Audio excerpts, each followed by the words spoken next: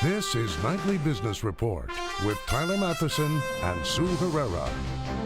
Landmark ruling. The highest court in the land keeps the president's controversial Affordable Care Act intact, and hospitals and health insurance stocks soar. Just crush it. Nike reports a blowout quarter. Will the Dow component and the world's largest footwear maker set the tone for trading tomorrow? No deal. Greek bailout talks break down without an agreement as the deadline to get something done quickly approaches. All that and more tonight on Nightly Business Report for Thursday, June 25th. Good evening, everyone, and welcome. The Supreme Court hands a big win to President Obama and a cutting defeat to opponents of his signature health care law. In a 6-3 ruling today, the justices upheld a key provision of the Affordable Care Act, preserving subsidies that millions use to pay for coverage and allowing the largest government-sponsored health insurance expansion in decades to remain intact. In its landmark decision, the court said that federal subsidies are legal under the law. And with that ruling, shares of hospital stocks took off. HCA, Tenet, Community Health, and Universal Health Services all gained at least 7%, with some rising double digits and hitting new all-time highs. The same was true for insurers like United Health, Anthem, Cigna, Humana, and Aetna, which saw their shares rise as well. Hampton Pearson has more on the ruling, the scathing dissent by one of the justices, and the reaction in Washington. ACA is here to stay. ACA is here to stay. Jubilant supporters of the Affordable Care Act emerged from the Supreme Court after the High Court upheld nationwide tax subsidies that preserve health insurance for millions of Americans. It's the second time President Obama has won a constitutional challenge to his most significant domestic achievement.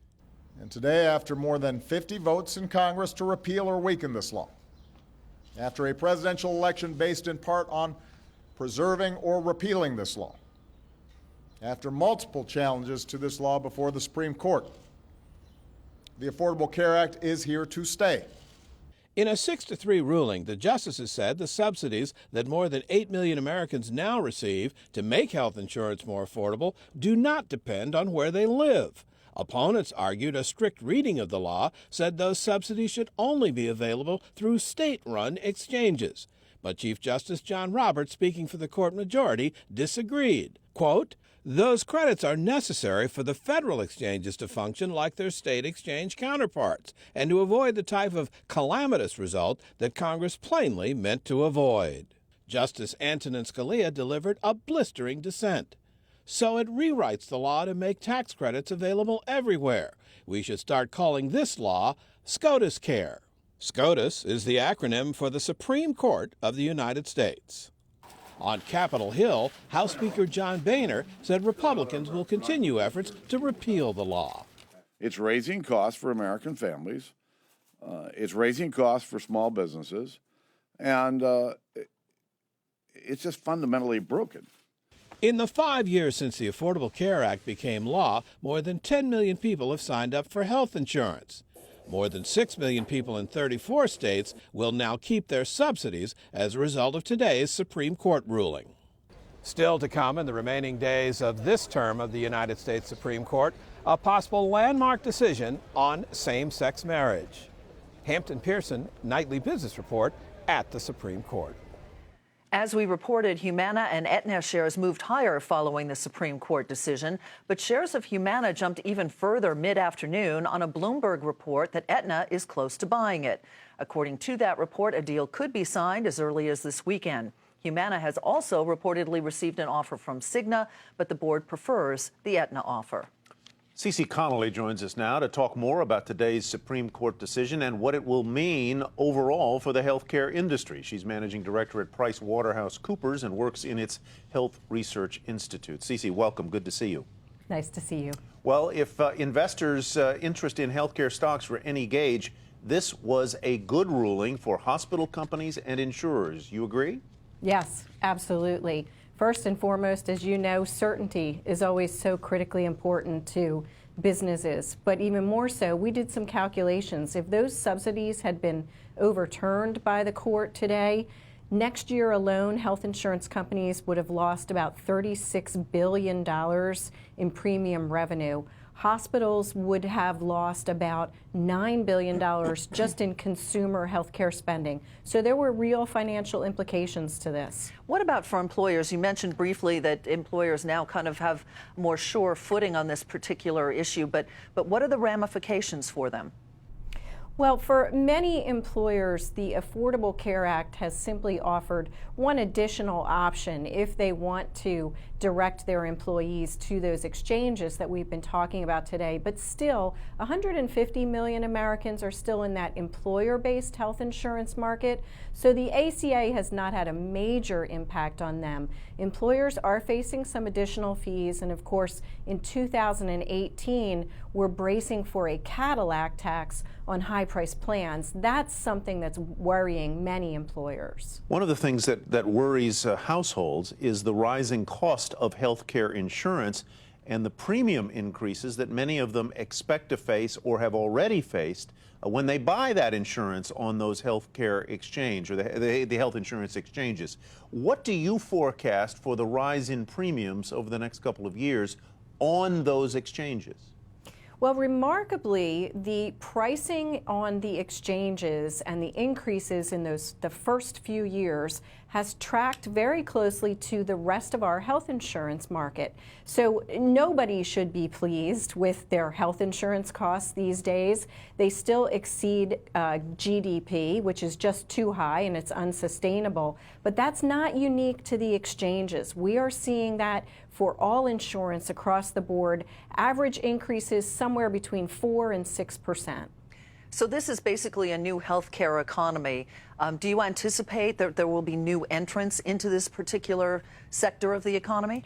Yes, absolutely. And keep your eye on these new entrants. They are non-traditional players. Many of them are startups that are getting VC funding right now, but also we're seeing players from the retail sector and from technology that are moving into healthcare. It's a $2.9 trillion sector and growing. They see a lot of opportunity to woo away customers that are cost conscious, and they're looking for much greater convenience than they have gotten so far. Final question, Cece, and it's a quick one. Consolidation in the big players in health insurance, you expect that to continue? We do expect healthcare consolidation to continue. Right now, businesses are looking for economies of scale and a much bigger footprint out there in the marketplace. Cece, thank you very much. Cece Connolly with PricewaterhouseCoopers. My pleasure.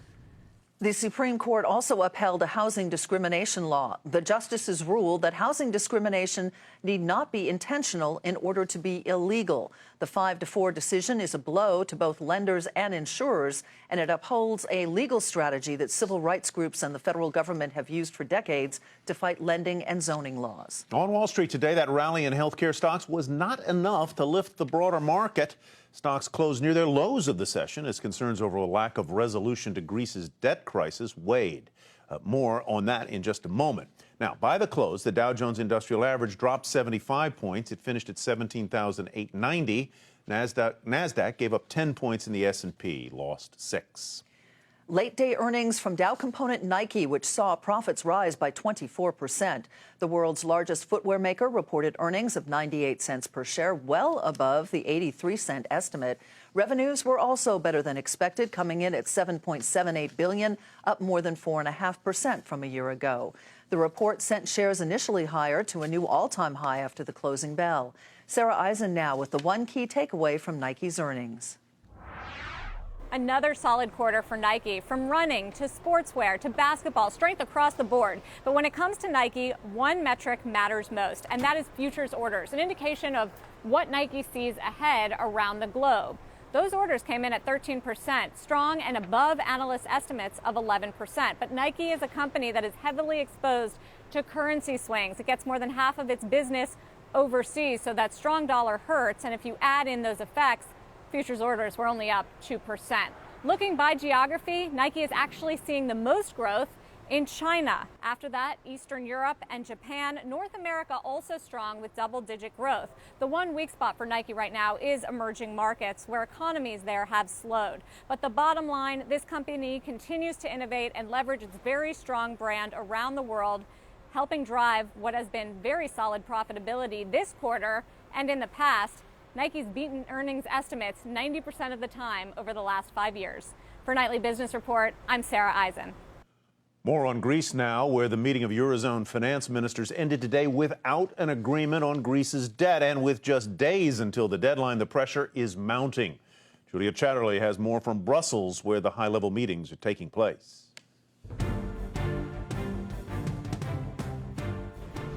Another day passes here in Brussels and still no deal between Greece and its creditors. Though when the finance ministers left the meeting earlier today, the president of the Eurogroup, Jeroen Dijsselbloem, said the door remains open. The institutions are going to look at the last proposals, as I said. If anything of that is useful, we will use it, of course. But we are on a number of issues, quite far apart, so it's going to be difficult.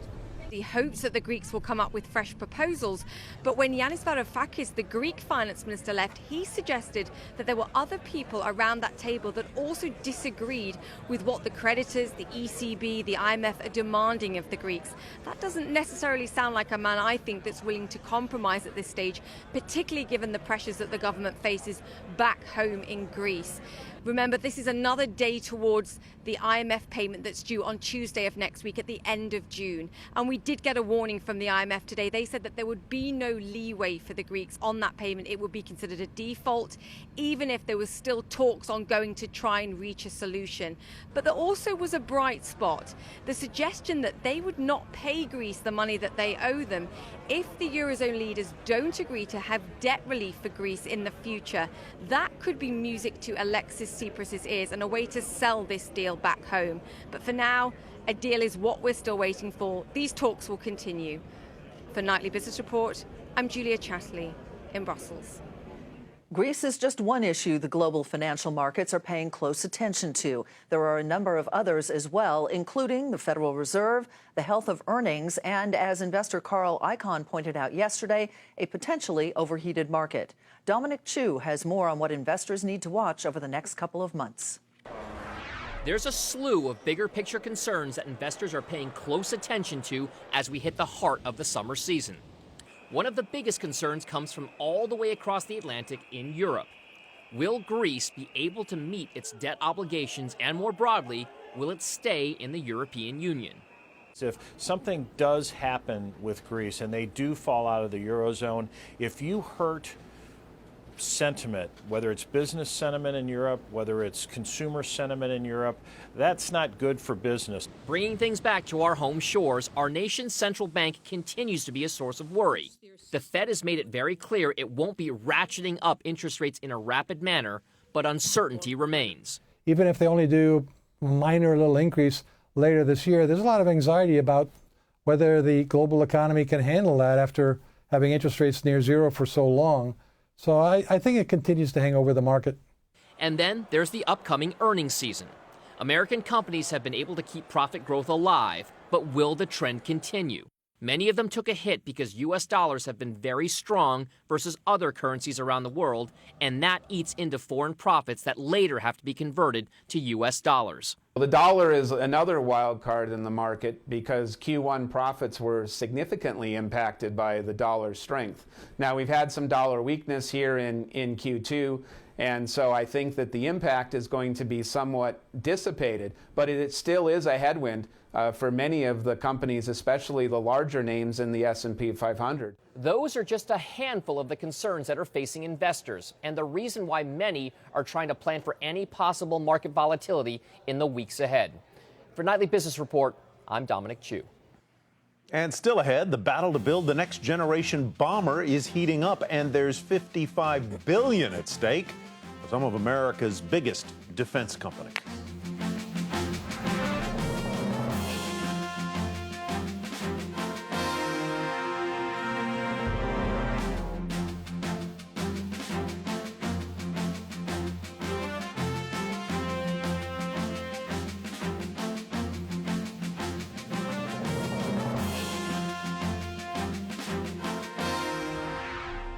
The House of Representatives today voted to renew assistance for American workers hurt by international trade. Without action by Congress, the worker aid program would have expired at the end of the month. Support came from both Democrats and Republicans. The Senate already passed the worker aid bill, which now goes to the president for him to sign. Consumers are loosening the grip on their wallets. Personal spending, which measures spending on everything from autos to health care, rose at its fastest pace in almost 6 years, up 0.9% in May from a month earlier. That's according to the Commerce Department. Economists say this report is just another sign that the economy is rebounding from a tough winter. Personal income also increased 0.5% last month. Well, the labor market remains healthy. Filings for unemployment benefits held below 300,000 for the 16th consecutive week. According to the Labor Department, jobless claims increased just modestly last week, rising 3,000 to 271,000. And now to the oil markets, where crude prices fell for a second straight day. And there's a new report that shows OPEC's risky strategy of not cutting production when prices were tumbling may have backfired. Jackie DeAngelis has more. Oil prices have been stuck, hovering around $60 for the last month, leaving analysts and investors wondering if OPEC's strategy to maintain production in a relatively low-price environment is working. In its annual bulletin, however, the cartel reported that for 2014, its market share dropped to the lowest in a decade. A seemingly simple fact, but it's making market participants believe OPEC's strategy isn't a strategy at all. It's actually the group's only option. This is OPEC's, let's call it their Waterloo moment. They've tried to hold on to market share. That's not working at this point. The only thing left that I could see to do is actually cut production, get the prices up, and then worry about market share later. And now, OPEC's hardship, a perceived boon for U.S. shale. U.S. producers are not being squeezed. In fact, the EIA reported last week that U.S. production ramped to over 9.6 million barrels a day. It appears there's a sea change occurring. OPEC, once known to be the global swing producer, could be relinquishing that title to shale. So how are the shale players going to manage this? Shale right now has about 2,000 wells that are just sitting almost to the point of completion. So if prices rally to $60, $65, even $70, those are coming online within a matter of weeks. And you'll see production ramp up again, and you'll see this roller coaster of prices begin to happen again. But everything could change after the summer. When driving demand wanes, expectations are for another price drop. How low we go is still unknown. For Nightly Business Report, I'm Jackie DeAngelis. Well, we begin tonight's market focus with another disappointing quarter from Barnes & Noble. Demand for the retailer's Nook tablets continued to fall, and customers stayed away from its stores. Still, its loss was narrower than expected. Barnes & Noble also disclosing a management shift today. CEO Michael Hussaby will leave his post and become executive chairman of the company's college bookstore group after the firm spins it off. Shares of Barnes & Noble down 1.5% to $25.94. Round of job cuts, meantime, at General Mills. The food company expects to eliminate up to 725 positions abroad in an effort to reduce costs and invest more in innovation in its international business. This as the firm adapts to changing consumer tastes and economic challenges across the board. Shares off a fraction to $56.49. Kroger hiking its dividend, launching a 2-for-1 stock split and buying back a $500 million worth of its stock. This as the grocery chain has reported stronger results in recent quarters. The new dividend, 21 cents a share, going to be paid to shareholders in September. Kroger has a yield a little below the market average of about 1%. Shares were up just a little bit there, a penny. 72.95 was the close.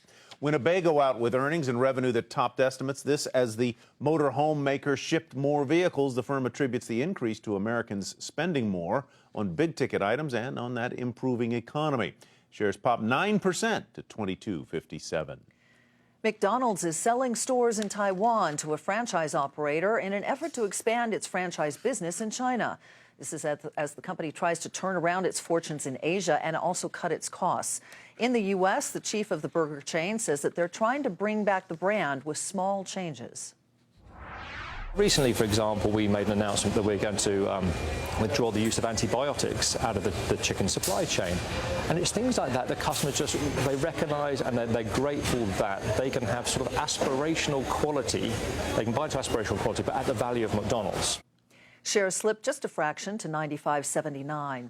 TransUnion making its Wall Street debut today. The credit reporting firm raised about $665 million in its trading debut.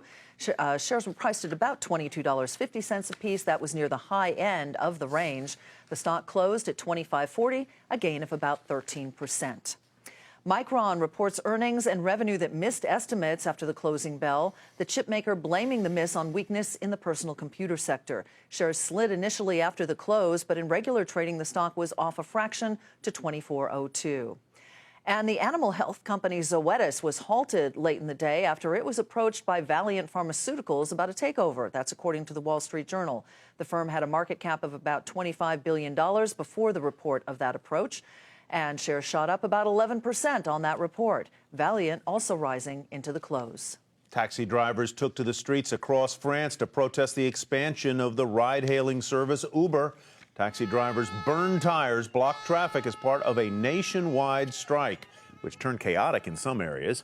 The drivers say Uber's lower-cost service is taking away their livelihood.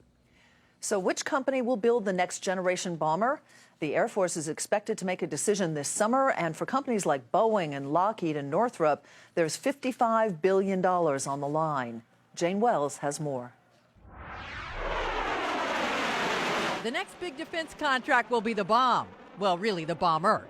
The nation's B-2 stealth bomber is now over 20 years old, built by Northrop Grumman at a cost of $2 billion per aircraft. Now the Air Force wants a new bomber at a quarter of the price. This is what we do. Northrop is competing for the deal against a team from Lockheed Martin and Boeing. Total value of the contract could reach $70 billion. But as the B-2 ages, along with even older B-1s and B-52s, it's anybody's guess who will win the secretive contract. Northrop has expertise in building stealth bombers. Boeing knows how to build a lot of aircraft and could benefit from Lockheed's technology. And since this will be the last big contract for a manned combat aircraft for perhaps 20 years, whoever loses may have to get out of that business. In fact, some analysts wonder if Northrop wins, will Boeing's incoming CEO be under pressure to buy his rival? Lockheed is okay either way, as it has the massive F-35 contract. California and Florida are offering hundreds of millions of dollars in tax credits, hoping to land those manufacturing jobs. But they may have to wait a while, because there's always the possibility that when the contract is announced later this summer, whoever loses will protest that decision, because so much is on the line. For Nightly Business Report, Jane Wells, Los Angeles. Coming up, will the companies that help people find love themselves in the public market?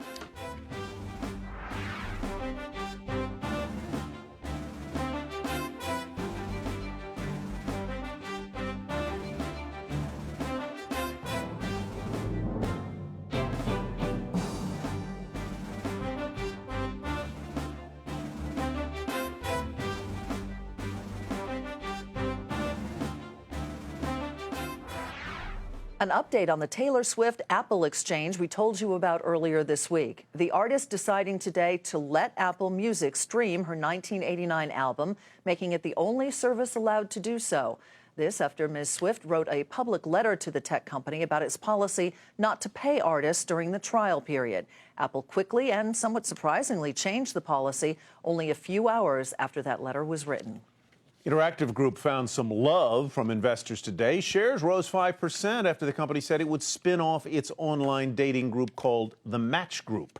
Julia Borston has more on this multi-billion-dollar industry. Chairman Barry Diller is planning an IPO for IAC's Match Group in the fourth quarter, giving investors the opportunity to bet on the biggest portfolio of digital dating companies. In a Match Group, we've got dozens of dating services that go from very narrow niches to extremely broad niches. Match.com is the broadest. OkCupid is very broad. They all probably eat off of each other, but the thing is people tend to use multiple services. Match is the largest service in the portfolio with 2.4 million subscribers and more than $850 million in revenue last year. Tinder is just starting to make money from the 16,000 swipes the app has every second, as it recently announced a premium version. This is kind of a little quicksilver to get you over the hump of being bold. That's a great tool for people. The group also owns freemium OkCupid, as well as activity-oriented How About We. The dating business, which comprised about 30% of IAC's first quarter revenue, helped drive IAC shares up about 80% so far this year. benefiting from the explosion of mobile devices so people can use dating services constantly, and network effects, meaning the more people who use the services, the more valuable they become. And investors like that the company offers a range of products. You can find long-lasting love, you can find something to do tonight, and everything in the middle. But it's a crowded space with giants including eHarmony and startups such as Hinge and Coffee Meets Bagel. And digital daters can be fickle. We can always expect another hot startup to steal attention from leading apps, just as Tinder did before IAC bought it. And online dating is a rare business that loses customers when it's successful. For Nightly Business Report, I'm Julia Borston in Los Angeles. Last night, we told you which state ranked highest in CNBC's annual list of America's top states for business. Now we have a list of the worst states for business, scored in more than 60 metrics and 10 categories, including things like cost of living and quality of life. So here you go. The third worst, Rhode Island. Second, West Virginia. And the worst state for business, Hawaii. Although it might be hard to conjure up sympathy for a state known for hula dancers and surfers, the Aloha State's infrastructure is one of the poorest in the nation. Maybe the worst state for business, but the best state to visit, I'll tell you. I was just going to say the best state to vacation. Well, now we're going to get letters from other states. One of the nicest states. But a real good state to visit. All right. That does it for Nightly Business Report for tonight. I'm Sue Herrera. Thanks for joining us. And I'm Tyler Mathisen. Have a great evening, everybody. We'll hope to see you right back here tomorrow night. We like all states.